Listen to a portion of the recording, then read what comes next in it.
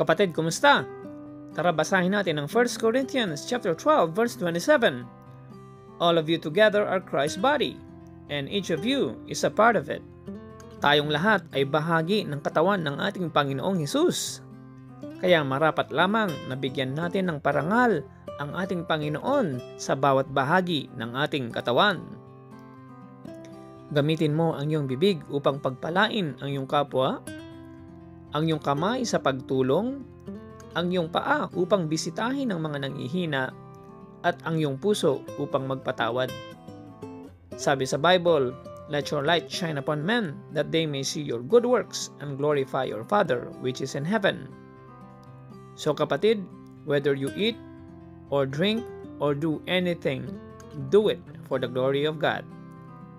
Yun lamang po at sana'y makasama ko po kayong muli sa ating susunod na Bible study. God bless!